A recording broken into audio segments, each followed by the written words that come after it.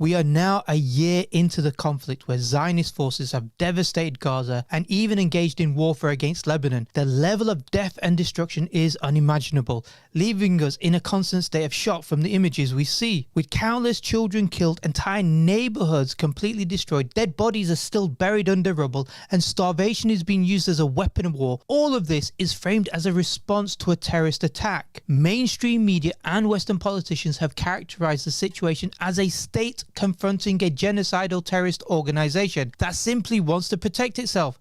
Even stating this seems absurd, yet this is exactly how it's being described. I believe, given the scale of what Hamas did on October the 7th, Israel is entitled to kill children. No, that's not what I said. Go ahead. They're entitled to defend themselves with force. Okay. Israel is defending itself. Its actions of the past year are framed as a defensive war against a terrorist act that occurred on October 7th. However, the uncomfortable question remains, should the events of October 7th be classified as a terrorist act or an act of armed resistance? Judith Butler, an American Jewish academic and member of the Jewish Voice for Peace, offers her perspective on this classification. I think it is more honest and historically correct to say that the uprising of October 7th was an act of armed resistance. It is not a terrorist attack, and it's not an anti-Semitic attack. The violence done to Palestinians has been happening for decades. This was an uprising that comes from a state of subjugation and against a violent state apparatus. Okay, let us be clear.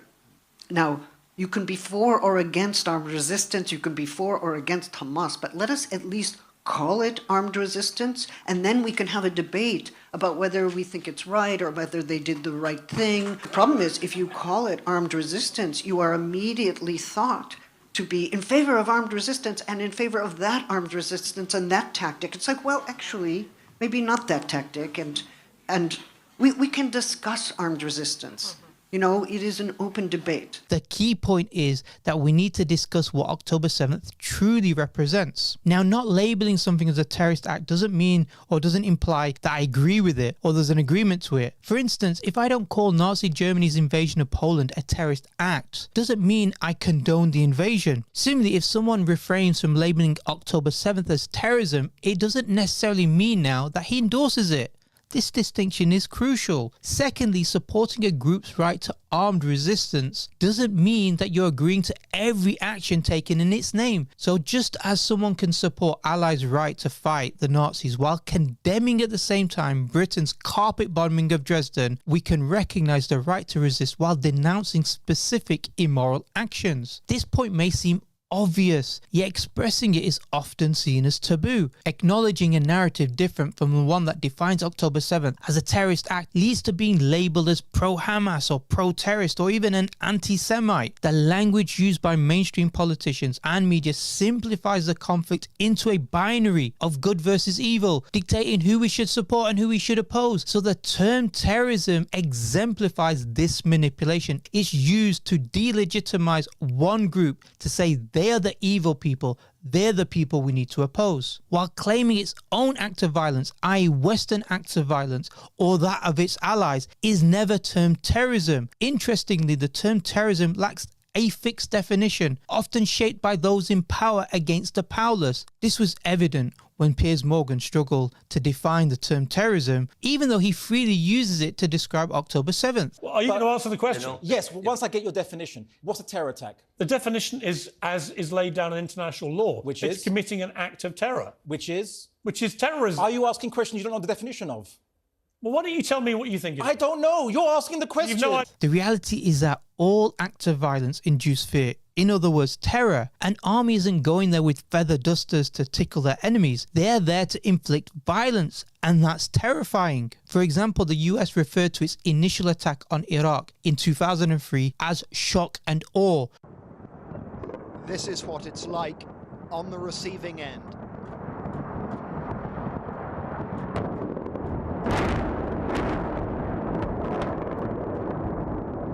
Which is essentially a strategy of terrifying the Iraqi population into submission. You see, Western discourse often plays with semantics, using terms like shock and awe for their actions and labeling those they oppose as terrorists engaging in terrorizing the people, delegitimize the other, and create revulsion in their own population from those they oppose. But it goes even further, because in the popular definition used by Western states, terrorism is restricted to non-state actors. That means by definition, states, countries cannot engage in terrorism, only individuals and groups. So if you have no state, let's say like the Palestinians, and they resist occupation, then you are a non-state actor engaging in violence, and thus you are liable to be labeled as a terrorist. Whereas Israeli state violence, by definition, couldn't be labeled as terrorist because, well, they are a state. Do you see how arbitrary this word is? Secondly, terrorism is also typically defined as violence against civilians for political objectives or purposes. Yet when Israel follows the Dahiyya doctrine that justifies violence against civilians and civilian infrastructure, and by the way, I have a whole video exposing this doctrine that you can watch, it escapes being labeled as terrorism, this Dahiyya doctrine, by mainstream media and Western politicians. That's because the West and its allies get to determine what is valid or invalid civilian structure or civilians to be targeted. So Israel destroys hospitals, schools, refugee camps, mosques or churches because they claim it's a legitimate target because perhaps there's terrorist tunnels under them. Today I will be revealing intelligence proving that Hamas uses hospitals as terror infrastructures. Hamas has turned hospitals into command and control centers and hideouts for Hamas terrorists and commanders. They are clearly attacking civilian infrastructure while targeting and killing many civilians in the process. Yet this won't be categorized as terrorism.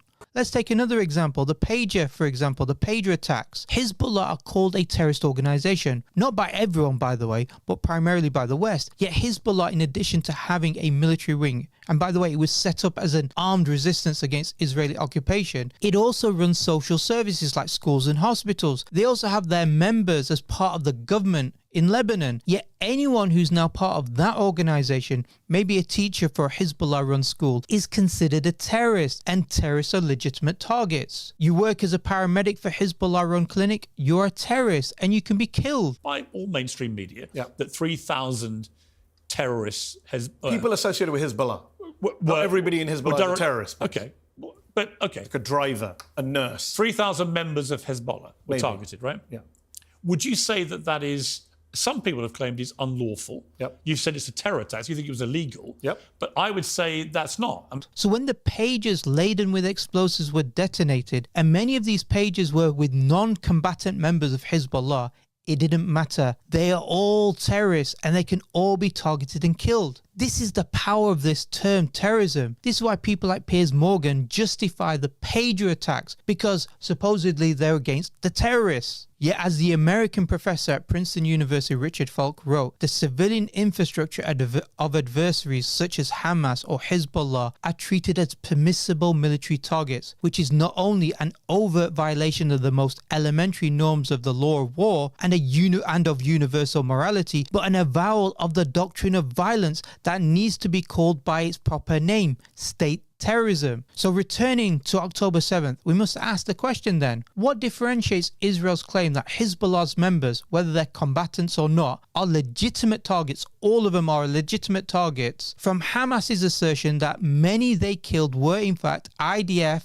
or IDF reservists? Every Israeli citizen 18 or above is obligated to serve in the military of Israel, and they can be called back to duty, meaning those labeled civilians could also be reservists, IDF reservists. This isn't to justify targeting civilians or, October the 7th, because Islam has clear rules about who is or who isn't allowed to be targeted. That's not the point. What I'm trying to show is the utter hypocrisy. If the rationale used by Piers Morgan, amongst others, justifies targeting Hezbollah members, including those in non-combatant roles, the same rationale could also apply to Hamas regarding those whom they see as part of the Israeli forces, even the reservists. Again, I'm not justifying this, but simply highlighting the hypocrisy and how these narratives are constructed. Similarly, is the utter hypocrisy and the lack of consistency of the West when applying the so-called international law. Under the Geneva Convention occupied people, like the Palestinians, have the right to resist occupation, including through armed resistance. To have to say actually October 7th violence was in fact in the context of armed resistance against occupation just seems so obvious. This point is so obvious. And if that's the case, which is meant to be enshrined in international law, then to preserve the occupation, which is exactly what Israel are doing, they are preserving the occupation by attacking Gaza, then that cannot be termed as self-defense. It's just not self-defense. Yes, under international law, while resisting occupation, it says that you must adhere to the laws of war. But the point remains that even if everything that occurred on October 7th violated the laws of war, it would still be categorized as armed resistance, not terrorism. Do you understand that point? This redefinition changes the conflict framing. The West cannot maintain the narrative of supporting self-defense when it's clear they are supporting an occupying force against an occupied population. As Goebbels supposedly said, repeat a lie often enough and it becomes the truth. By continuously labeling resistance groups facing occupation as terrorists, the narrative becomes ingrained in public consciousness. Yet many at the same time are beginning to recognize that these narratives for what they are, manipulations and propaganda, Hasbara talking points, all of which is used to justify the ongoing genocides we've seen over the past year in Gaza and the catastrophic impact it's had upon the people. So let's avoid using Western labels used for propaganda that tries to frame one group as terrorists, that they're barbarians, that they're uncivilized, that they're just crazy people that just want to go around killing innocent civilians. And then the other are supposedly the civilized people, that the Zionists are the civilized people trying to defend themselves. No, one group, the Palestinians, are occupied facing an apartheid and currently facing a genocide in Gaza, and the other, the Zionists, are the occupiers with a history of ethnic cleansing, warmongering and colonizing ever more land for their Zionist project of the Greater Israel. We need to recognize this and expose the propaganda and avoid using this silly, politically laden term like terrorism.